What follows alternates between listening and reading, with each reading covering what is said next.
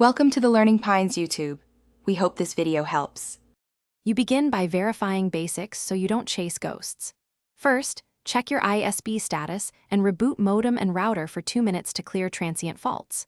Once done, connect the PS5 with a LAN cable if available, because wired reduces variables. Make sure the PS5 system software and router firmware are current. Outdated firmware often causes drops. You want a stable baseline before moving into advanced settings, so gather the PS5 IP address from Settings Network and keep it handy.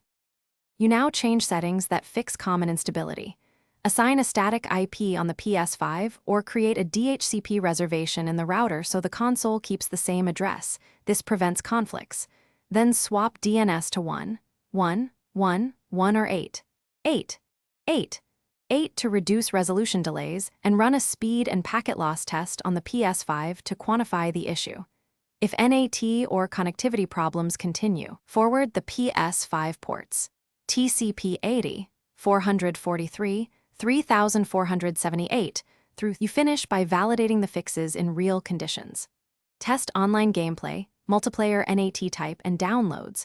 Compare results between wired and Wi-Fi to isolate wireless interference. If issues persist after your changes, reset network settings on the PS5 to clear bad configs, but only as a last resort because you'll re-enter credentials.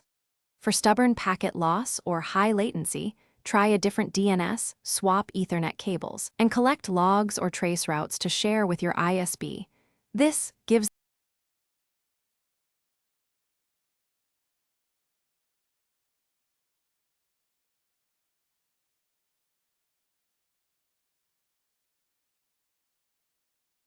Thanks for watching.